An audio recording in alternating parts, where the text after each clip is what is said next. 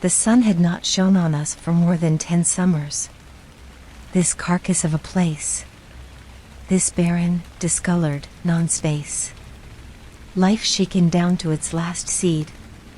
Its potential is all spent. The heavens and that wide blue yonder above, now hard-boiled into a permanent blanket of gray that asphyxiates our globe. Imagine brewing a migraine inside a cauldron and you get an idea. Every breath drawn may as well be sucked from an exhaust pipe. For now, the smolder is only ever broken by swirling voids of superstorms that either drown, freeze, or blaze us to death. The very dirt beneath our feet crushed beyond repair. An arid, blistered vacuum. Soil petrified into a pinky parchment. No force of creation pushes through this earth. It is an in-between region in which we dwell. Neither purgatory nor hell. Take your pick of what destroyed the world. War, warming, viral concoctions, it doesn't matter how it ended. All that matters is what happened after. The day the ropes fell from the sky, suspended from the very clouds themselves, everyone who still could, crawled out of their caves to witness the impossible miracle. Tribes who had spent their whole lives drawing weapons against the other stood shoulder to shoulder, awe in their eyes and hearts. Their bodies, which had been falling apart for so long, became reassembled and recharged at the challenge and the promise that dangled before them. 100,000 of these ropes covered the landscape, stretching as far as vision and light would allow. Each strand swayed with such inviting innocence, and each could bear the weight of any individual who chose to wrap their hands around these threaded necks. The people waited a cautious hour to see if any form of malevolent life would come scurrying down these lines. Invaders from another world, perhaps? Ready to enslave. But no such threat arrived. A wind from the east made the army of cords dance in the breeze, and with it a faint whisper seeped in the minds of all. A mental scent. One audible word. Climb. All came and heeded the call. Even those who had remained in the dead cities, full of dead machines and dead hives.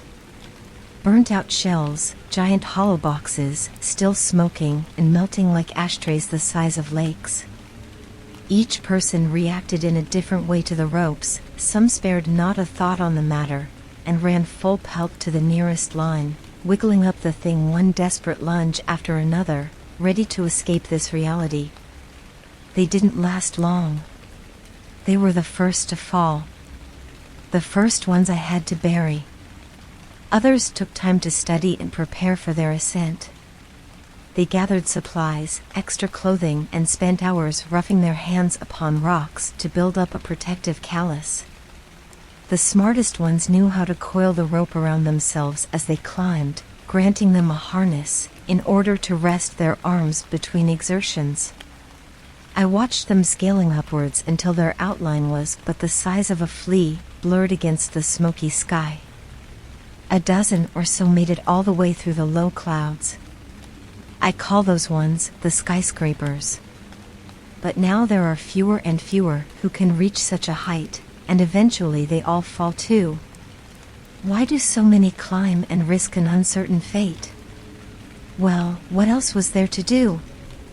A trip into the unknown, some form of excitement and adventure, was an offer not to be refused. Our species, formerly known as humanity, was circling the drain.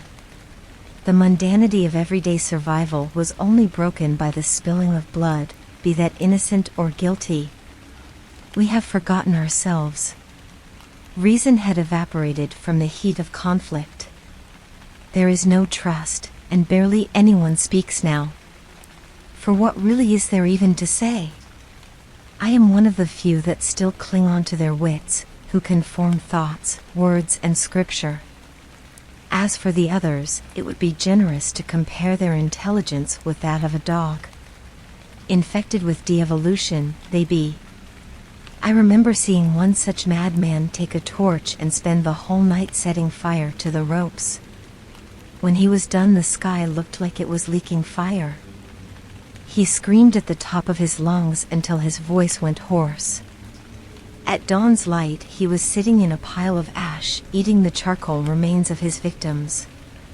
But his efforts were for naught. He barely made a dent in their numbers. They carried on drifting, and people carried on climbing. I stayed below to bury the bodies. I was too old to climb anyway, with my fingers being knotted with arthritis and withered down to dry stalks. In my rare dreams I fantasize that I can climb, that I perforate the withered whiteness above, where I am greeted by a specter of stars. I hope they still exist. I choose to cling on to the old faiths that many have since discarded. A belief that the dead should not be left on display. They deserved a ritual and a ceremony of some sort, to pass them over to whatever lies beyond. I make each grave the same, 6 feet long, 4 feet across, and as deep as I and my loyal shovel can manage. It is a very messy job and one that I will never ever finish. There are too many fallen for me to cover alone. On a good day, at full strength, I might prepare 10 fallen corpses for burial, but have 3 times that number fall by sundown.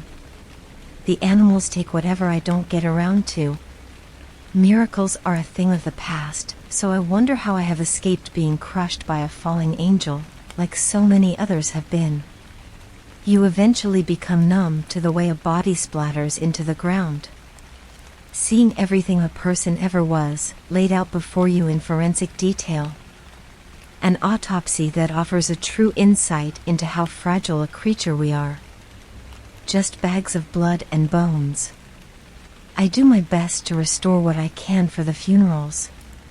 Faces are nearly always bludgeoned beyond recognition, but sometimes I can piece together the structure of the nose or the curve of a mouth back into proportion. I consider those times a rare blessing. Strangely, their hands always stay intact, somehow shielded from the impact, the palms ablazed crimson with burns. Fingerprints scrubbed clean of their markers. The eyes too, they remain. Separated from the sockets, their beauty is even more striking. Comparable to the rarest gems and with more sparkle than the sharpest diamonds. Some of the mad ones collect them, trade them, and play marbles with them.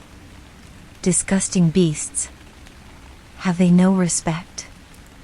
Once or twice in a month some pattern of the wind, or grace of gravity, balances a faller in such a way that they survive their initial plummet towards the earth. A lucky young girl fell from what appeared to be a mile up. She hit the ground, bounced off it twice like a drop of water, then stood back up and within a few minutes began her climb again, no less determined. Nothing can shock me anymore. Even the first time I saw a mother start her climb, with her baby strapped to her back, I did not react. The child looked at me, with bright blue peepers that glistened against the dirty rags it was wrapped in. The mother had fiery orange hair, and bruises upon her face where rosy cheeks should be. Perhaps she was escaping more than just this place? A few days later I found the mother's fallen remains, recognizable only by that fiery hair, now dyed amber from her blood. Strangely, I could not find any evidence of the child's body, nor did I find it in the immediate area. Maybe she had time to secure the child to the rope before she succumbed to her fatigue. Death would be certain either way. My ears sometimes play tricks on me, and I catch the sound of a baby crying from above. It must be the wind, I assure myself. The ropes did not only lure people to their deaths. There were some opportunities for joy. The few children in our population would use them in an endless number of games, be it tying several together to make a giant swing, testing each other's strength at tug-of-war, or cutting away the loose strains to fashion hair braids and primitive jewelry. I taught a few of the more interested children how to thread and knit the material into crude dolls. They've almost become a gadget for these dark times. An object of one statue. The little ones feel no desire to climb. They are smarter than any of their seniors. One morning, I decided to take a break from my duty and journey across the open scrublands. No destination in mind, just to wander with my thoughts.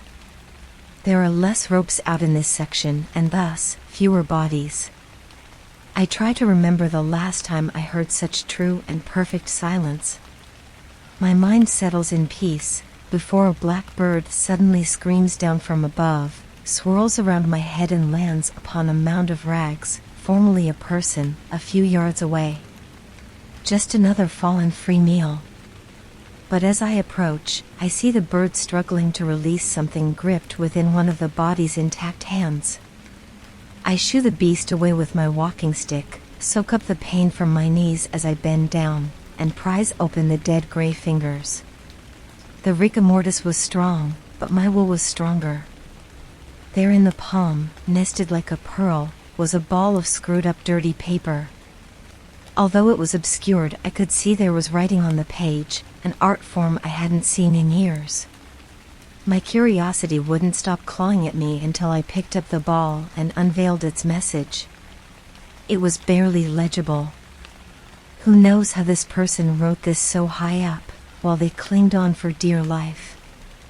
I read it, and despite the blazing heat that day, my blood ran cold. It read, "Do not climb." I reached the end, and there was nothing.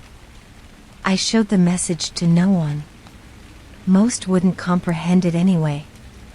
I tore the paper into pieces the size of baby spiders and let the wind dispose of the evidence. It was a few days later before the teeth of the note's truth took a bite of my spirit.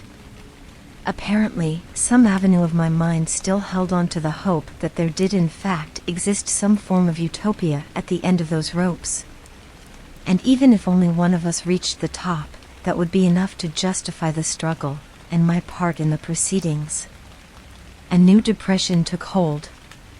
Not the standard misery that we have all come to suffer on a daily basis, in this afterbirth of an existence. No, this new dejection is sharper. It stops me from rising in the mornings, or taking the time to feed and water myself properly. I hide away from others and put no effort into my work. When I do happen to dig, the earth seems to fight back at me, refusing to give up any more real estate for the dead. I hammer at it for hours and hardly scratch the surface. Each rejection runs the wick of my life's candle down ever more. Finally, one dark evening, my ankles collapse, and so too does my shovel, splitting in two against the rock soil. I crash into the rot and prepare to take in my last conscious thoughts and images. The obvious occurs to me: this'll be the last grave I dig, and it turns out to be my own. A manic noise fills the air. It takes me a while to recognize this sound as my own laughter, so long has it been since I have had any use for it. I pray for the mad ones not to take my eyes. Soon after I am weeping, not for my own life, but that of my dead shovel, pathetically, the only thing I could call a friend in this world. It deserved better. My sight becomes a slowly closing tunnel, and I am gone. But that is a lie. My candle lights anew.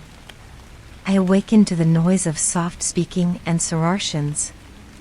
My sight is awash with blurs, but I can just make out two small figures crouching down beside me, their hands busily assembling something. My movements startle the pair, and they scatter off. As slowly as the oncoming fog, I raise myself off the ground and rub my injured body back to health. One strained scuff after another, I walk towards the object the figures were playing with. It is my shovel, now repaired, lying on the ground with several lengths of rope fixed around its broken body. It's even tied in a bough, the same way people used to offer each other gifts. I hold it in my hands, stab it in the ground, push down and lift the soil. It works well, if not better than before. A giggle echoes across the wasteland. The children stand in AV formation, watching me like prey. The social reaction to wave might scare them off. So I just nodded gently and smile with my eyes. They let loose another happy screech and disappeared into the mist. An idea sparks in my head, something new and exciting. Those children, the ones who I taught to make toys and braids from the ropes, had actually learnt something from me. They had innocence, yes, but more than innocence. There was once another word to describe such a feeling: they had freedom of thought. And if the note I found is true, then I need a new vocation. From that moment on, I decided to focus my efforts on tending to the living, not the dead. The bodies still fall through the sky like heavy snowflakes, but I ignore them. Whatever happens to them is their choice, but the people below, they are the reality. I commit myself fully to teaching those who I would usually discard. I set up a school of sorts and relay the basics: simple methods of scavenging food, how to seek out clean water, an introduction of the alphabet and numbers. Obviously, some still reject me, even beat me, and climb the ropes regardless. But others do take heed, listen closely, and start to see the possibility of a different, less crushing version of life. I press upon them the need to teach others in the same way, for I will not be here forever. What fruit will my students bear? The future keeps the answer to that question under lock and key, as is only right. I had never questioned the purpose of the ropes, or what their true meaning, if any, would be. But there was one theory presented to me, in startling fashion, one evening after I had finished my daily lessons. I saw an old man, somehow even older than me, walking across the wild spread carrying several large rocks in his silvery arms. My curiosity clawed at me again, and I followed after him. He took the rocks towards one of the far-away ropes, and I watched as he stacked the chunks of sediment, flat upon one another, creating a platform. With one last strain, he placed the final rock upon the top of the pile and stood back to size up his creation. "Finally enough," he said breathlessly. His tower completed, the old man scrambled up onto the platform, planting both feet firmly on his new altar. It held his weight, but only just. He then seized the rope in his hands and whipped it into a knot, a horrible knot, an evil, disgusting assembly. It became a founding symbol that was used often by all societies in the final days of peace on this planet. The hangman's noose drops around the old man's head, and he embraces it the way one would receive a medal. He sees me stalking him, and miniature storm clouds begin brewing in his eyes. "You hear? You speak?" He barked at me. It had been so long since I had heard another person talk so clearly. Such a shame he couldn't have delivered nicer words. "I do both," I replied, with thick scorn. He nodded, and then let a river of words spill from his mouth. These ropes were not intended as an invitation to rise. They were instruments for mercy killings. Painless euthanasia, directly from the heavens above. A blessing, if you like. By what force or direction, I do not know. Even those who peek beyond the veil of clouds cannot tell us. When, and only when, your soul has left your body can you truly climb. Your physical self must stay below. We are too dangerous an animal to ascend in any other way. And unlike gods, we must learn to die for our creation. With his sermon complete, he jumped from the rocks and ended his life. It neither looked merciful or painless, and I saw no evidence of a spirit leaving his body, so I can only conclude his presumption was wrong. But then, we have all been wrong before. I did not cut him down. Let him hang for this cause if he must, and if others follow, then that is also what they must do. I, however, stand strong in defense of our new terra firma. The lessons continue to go well, and we had our first gathering recently. Everyone brought an offering to contribute to the meal. It would be a pitiful hill of beans when mirrored against the old world standards, but that can only be a good thing. The event was more humble, more aligned to the spirit of good intentions. The cost was proportional. For a race who once suffered in abundance, we have quickly learnt to thrive through deficiency. I take a deep breath, and somehow the air tastes a tiny bit cleaner. The screams of the falling people grow quieter by the day, replaced instead by new songs and laughter, which rise up from our land below in glorious harmony.